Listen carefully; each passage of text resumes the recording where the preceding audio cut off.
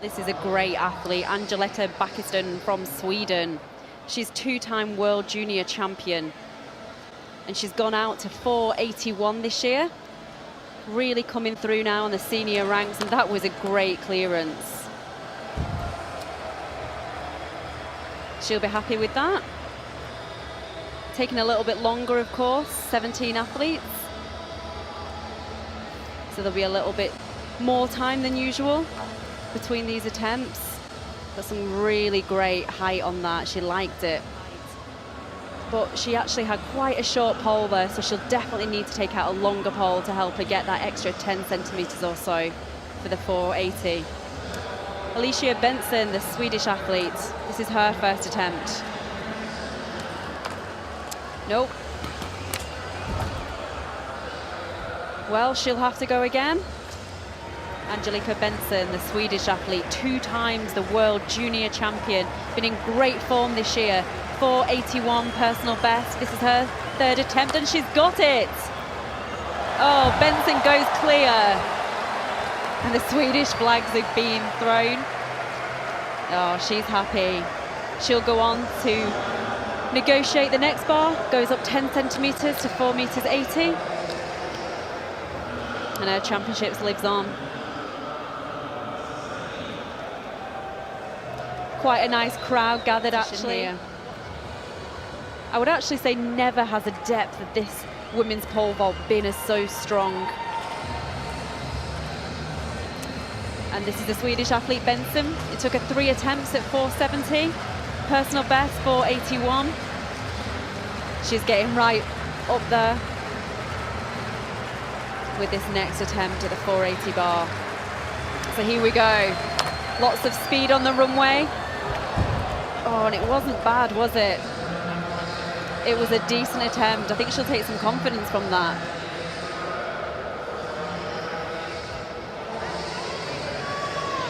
She just puts her pole down. She'll walk over to the coach, get a little bit of feedback, but that was a good attempt. Yeah, she's happy. So technical, of course, this event. So many different phases that the athletes have to go through. It's really important, the psychology of this event as well. Obviously the event, able of your competitors knock the bar down, that gives you a greater chance. But I've been speaking to Holly Bradshaw, the British athlete, quite a bit recently, and she said that so she'll finish on 4 meters 70. Oh, and this is not a sight that we want to see. I can tell straight away that Angelica is okay. She's signaling to the crowd, actually, don't worry, I'm okay. So we're just looking now, Angelica Bengtsson, we're just watching that third attempt. Oh, wow. So really, fortunately, you know, it's something that you see in a comic book. The end of her pole projects almost into the stands there, actually. A little bit of concern there for her and her coach, but she looked fine. We do understand, as the rules go, that she can continue in the competition. We're just wondering whether she's going to get a pole. That was one of her larger poles. Whether she's going to actually, some of the girls will let her borrow her pole. She's very entitled to. This is fascinating. That was a second attempt. So she does have one more attempt at the 480 distance. Really, fortunately, it doesn't seem to have affected her too much psychologically. She's talking to Sandy Morris there. She's looking around. Athletes are entitled to use any pole. So even if the athletes bring their own poles, just wondering whether we can actually throw down to Dan O'Brien. Dan, you're there. Can you give us a perspective of the chat? What's going on down there? Well, it's really interesting, guys. She did, if she could borrow one of the poles, because you get to this height.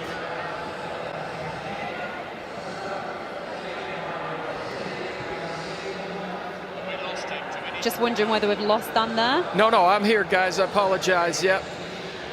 She got Romarin was the one that let her borrow a pole. I apologize there. I was trying to figure out who exactly that it was, but this is the pole vault community. They really support each other, and you heard that from Sam Kendrick. They come out and they are essentially an international club. And she's over.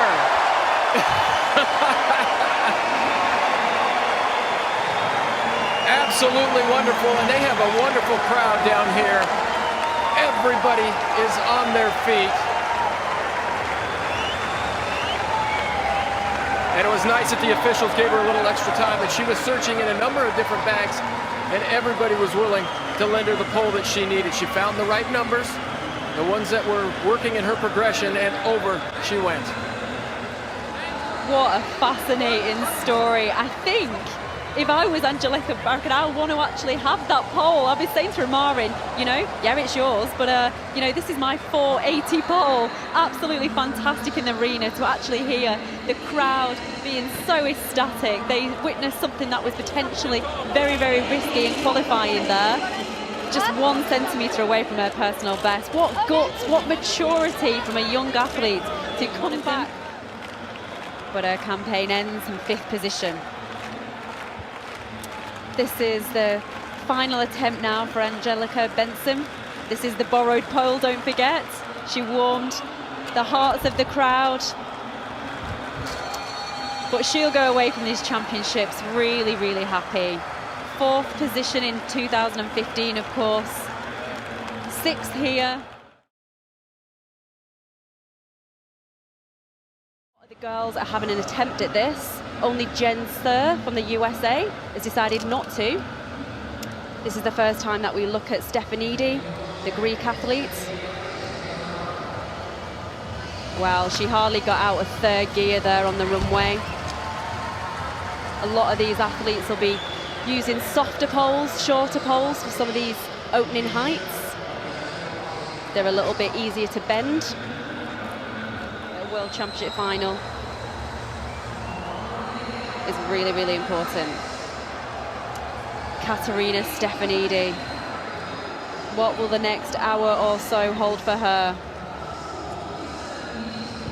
So dominant on the circuit for a number of years. 4 times winner of that Diamond League the past 4 years. And that was a lovely clearance. She liked that. Again, another athlete to go clear at 4.70 meters.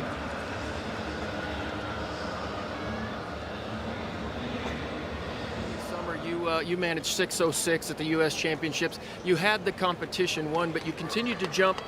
There were just good things going on that day. Why were the conditions so right for you to jump so high at that time? Well, the thing I like to say about elite athletes is they're all so good, that they're good together. It's not often that you can claim that that moment is yours. We have Katerina Stefanidi on the track right now, an Olympic champion, a world champion. She knows when to put that moment together, but she knows that it's not coming every single day. And you have to seize the moment and see it for what it is when the time arises. And that was me this July when I had the chance to go for the American record. And I got to do it in my own time zone, which is real special. Well, it was the highest jump in the last 25 years. Let's talk about conditions here in the stadium. You know, we've got some artificial air here in the stadium, and it makes for a nice situation for these athletes because they can cool down just a little bit. It's not as hot inside as it is outside. But what do you like, what do you dislike about the situation of the pole vault here in the stadium? Well, it's absolutely counterintuitive. When you come to Doha and you step off the plane out of the airport and you say, absolutely, this is the hottest place I've ever been in my life. And you come into the stadium and it's pleasant and everyone is maybe wearing a long sleeve shirt and comfortable. This is Stefanidi. She passed her 2nd attempt at 490. She's had one. This is her 495 first attempt.